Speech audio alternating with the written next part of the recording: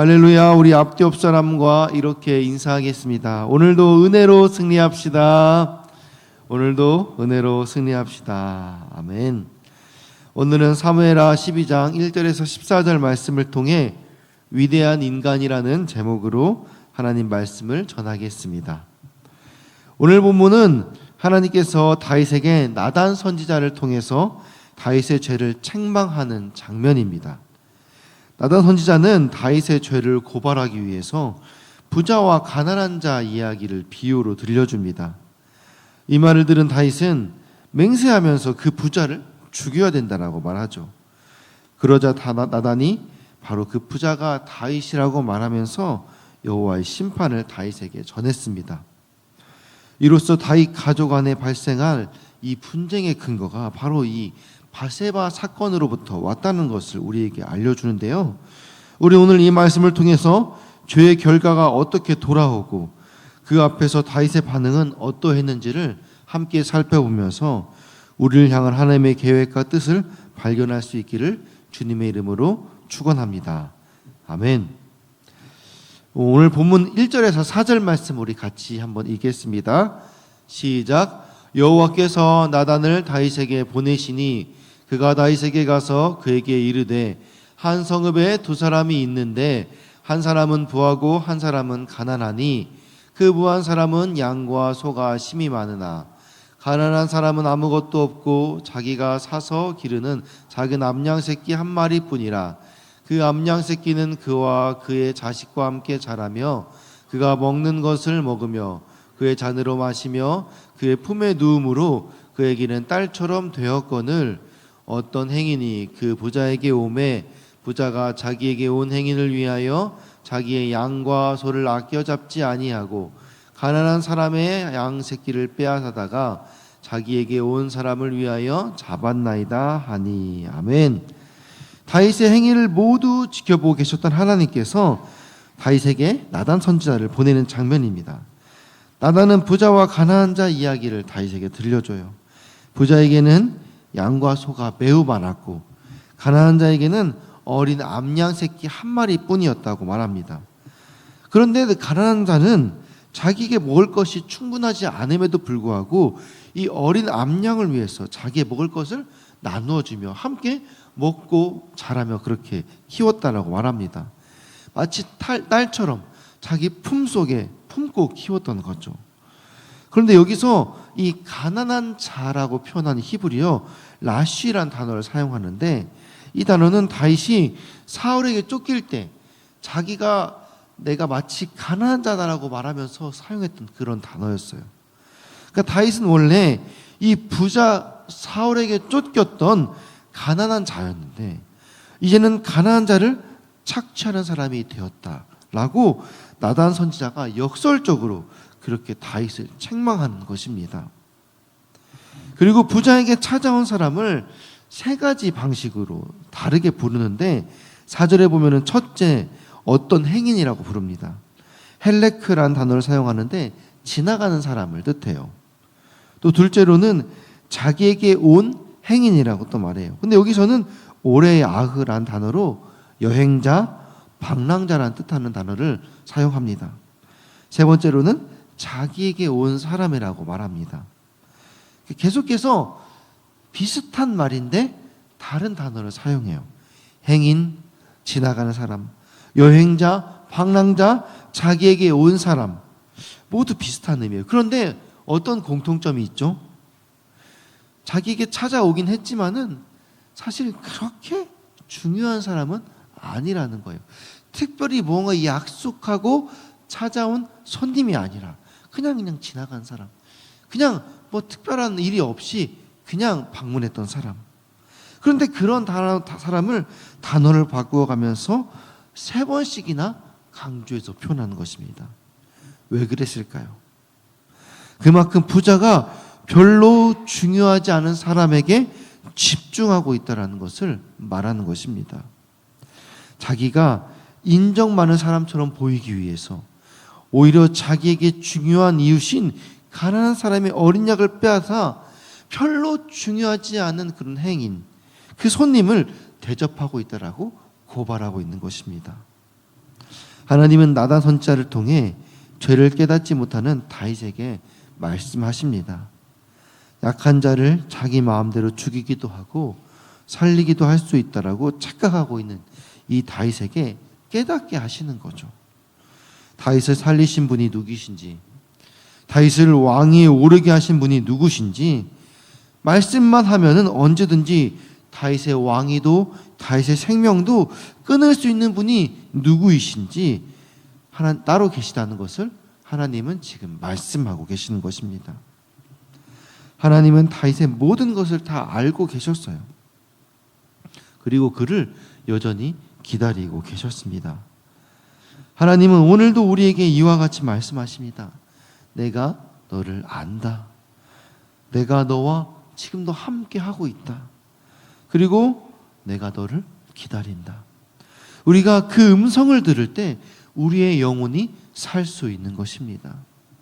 그런데 반대로 우리가 그 음성을 놓칠 때 우리의 영혼이 메말라가고 우리가 지금 여기까지 올 수 있었던 것이 하나님의 은혜라는 것을 착각하게 되는 것이지요. 잊어버리게 되는 것이지요.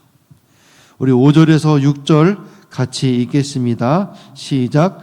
다윗이 그 사람으로 말미암아 노하여 나단에게 이르되 여호와의 살아계심을 두고 맹세하노니 이 일을 행한 그 사람은 마땅히 죽을 자라. 그가 불쌍히 여기지 아니하고 이런 일을 행하였으니 그 양 새끼를 4배나 갚아 주어야 하리라 한지라. 아멘. 다윗은 나단 선지자의 말을 듣고 화를 냅니다. 그리고 그 부자를 하나님의 이름으로 맹세하면서 죽어 마땅한 자라고 선언합니다. 그런데 이 단어는 과거에 사울이 다윗에게 했던 이 사망의 자식이라고 표현했던 그 단어와 비슷합니다. 그러니까 다윗이 도망 다닐 때 했던 이 사울의 저주를 자신의 입을 통해서 스스로 이루게 된 셈이 된 것입니다. 다윗은 자신의 것을 아끼느라 잡지 않고 남의 것을 아끼지 않고 함부로 빼앗은 것을 지적하면서 그것은 4배 이상 갚아주어야 된다라고 말합니다. 이것은 출애굽기 22장에 양 1마리를 손해보았을 때 양 4마리를 보상하라는 그 법률을 따른 처결입니다. 다윗은 그렇게 이 부자에 대해서 분노하면서 이 죽일 놈이라고 선언하면서 스스로 자신의 죄를 인정하지 않을 수 없게 되어버린 것입니다. 다윗은 지금 하나님의 말씀을 들을 준비가 전혀 안 되어 있습니다. 아마 나단 선지자가 곧바로 다윗의 죄를 선포했으면은 선지자마저도 죽이려고 했을 것입니다. 그래서 하나님은 아이 다루듯이 이 나단 선지자를 통해서 다윗에게 이야기를 들려줌으로 스스로 자기 죄를 깨닫게 한 것이지요. 다윗은 이미 이 이야기 속 부자가 자신이라는 것을 조금도 눈치채지 못할 만큼 그렇게 완악해져 버린 것입니다. 나를 향한 말씀이 들리지 않을 때만큼 우리의 영혼에 위험한 상황은 없습니다. 그래서 진정한 복음은 타인의 신앙을 정죄하는 것이 아니라 늘 나 자신을 향해 이 공의를 잣대를 대보는 것, 이것이 바로 살아있는 복음의 역사인 것입니다. 스데반 선지자가 복음을 선포할 때 정말 그 말씀을 들었던 사람들이 분노했던 것처럼 그 복음의 메시지는 매우 날카로운 것입니다. 그래서 그 복음의 메시지가 나의 삶 가운데 들어올 때 그 메시지가 들리는 것, 그것이 은혜인 것입니다. 내가 하나님과 멀어져 있지는 않은지, 하나님의 음성보다 나의 생각과 뜻을 내가 더 의지하고 있는 것은 아닌지, 그것을 내가 들을 준비가 되어 있을 때, 그 음성이 내 삶 가운데 들려질 때 그것이 진짜 나에게 복음인 것입니다. 우리 본문 7절, 8절 말씀 같이 읽겠습니다. 시작. 나단이 다윗에게 이르되 당신이 그 사람이라. 이스라엘의 하나님 여호와께서 이와 같이 이르시기를 내가 너를 이스라엘 왕으로 기름 붓기 위하여 너를 사울의 손에서 구원하고 내 주인의 집에 내게 주고 내 주인의 아들을 내 품에 두고 이스라엘과 유다 족속을 내게 맡겼느니라. 만일 그것이 부족하였을 것 같으면 내가 내게 이것저것을 더 얹었으리라. 아멘. 나단은 분노하는 이 다윗에게 당신이 바로 그 사람이라 라고 말합니다. 그러면서 하나님의 말씀을 전하기 시작합니다. 하나님은 다윗에게 그동안 베풀었던 은혜에 대해서 설명하는 거죠. 첫 번째로 다윗을 이스라엘의 왕으로 삼았습니다. 둘째로 사울의 손에서 다윗을 건져냈습니다. 셋째로 주인의 집과 아내들을 주었어요. 그러니까 사울의 집과 사울의 아내들을 다윗에게 넘겨 주었다는 거예요. 그리고 이스라엘과 유다 족속을 다 모두 다윗에게 주었습니다. 그러면서 만일 이것으로 부족하였으면 내가 더 주었을 것이다. 무슨 말이에요? 이미 충분히 차고 넘치도록 다윗에게 부어 주었다라고 말하는 것입니다. 그렇게 하나님이 은혜가 차고 넘침에도 남의 것을 탐한 다윗을 꾸중하기 위해서 그동안 베풀었던 은혜들을 설명하는 것이지요. 하나님께서 왜 그만한 은혜를 부어주셨습니까? 그렇게 다윗에게 그 은혜들을 부어주시고 다윗을 왕으로 삼아주고 다윗에게 그 나라와 그 백성 그리고 사울의 것들을 다 주은 이유가 무엇입니까? 그것들을 통하여서 하나님의 뜻을 이루라고 거룩한 제사장 나라의 사명을 감당하라고 주신 것 아니겠습니까? 그런데 그것이 마치 자기 것인 마냥 자기 권위 마냥 마음대로 누리고 오히려 약한 자들의 것을 탈취하여서 자기의 욕심을 채우고 있는 다윗을 지금 하나님께서 지적하고 있는 것입니다. 우리 9절에서 12절 말씀 같이 읽겠습니다. 시작. 그러한데 어찌하여 내가 여호와의 말씀을 업신여기고 나보기에 악을 행하였느냐? 내가 칼로 햇사람 우리아를 치되 암몬 자손의 칼로 죽이고 그의 아내를 빼앗아 내 아내로 삼았도다. 이제 내가 나를 업신여기고 햇사람 우리아의 아내를 빼앗아 내 아내로 삼았은즉 칼이 내 집에서 영원토록 떠나지 아니하리라 하셨고 여호와께서 또 이와 같이 이르시기를 보라 내가 너와 내 집에 재앙을 일으키고 내가 내 눈앞에서 내 아내를 빼앗아 내 이웃들에게 주리니 그 사람들이 내 아내들과 더불어 백주에 동침하리라. 너는 은밀히 행하였으나 나는 온 이스라엘 앞에서 백주의 일을 행하리라 하셨나이다 하니. 아멘. 다윗의 진짜 죄는 무엇이냐? 밧세바를 간음한 행동 자체가 아니었습니다. 오늘 방금 우리가 읽었던 이 말씀을 보게 되면은 바로 하나님의 말씀을 업신여겼다는 거예요. 업신여기다는 히브리어 바자란 단어로서 어떤 대상을 싸구려 취급한다라는 그 어원의 의미를 가지고 있어요. 이 단어가 9절, 10절 이 두 번이나 사용됐다는 것은 그만큼 하나님께서 이 부분에 화가 많이 났다는 거예요. 하나님의 말씀을, 하나님의 뜻을 업신여겼어요. 싸구려 취급을 했어요. 게다가 하나님이 보는 앞에서 악을 행했다라고 하나님이 거듭 말씀하십니다. 이 말은 다시 하나님을 알고도 악을 행했다라는 거예요. 차라리 하나님을 알지 못하면 하나님과 인격적인 교제가 없으면 하나님의 뜻을 깨닫지 못한 사람이 죄를 저질렀으면 그렇다 할 수 있어요. 그런데 하나님은 지금 하나님의 마음에 합한 자라고 칭찬받을 만큼 하나님의 뜻을 알고 행하며 하나님과 교제하며 하나님 앞에서 살아가고 있던 자였어요. 하나님이 지금 코람데오 하나님 앞에서 그렇게 다윗이 하나님 앞에 있다는 것을 너무나 누구보다도 알고 있는 다윗이었어요. 그런데도 불구하고 하나님 앞에서 악을 행했다는 것은 하나님의 뜻을 알고도 업신여겼다는 것이지요.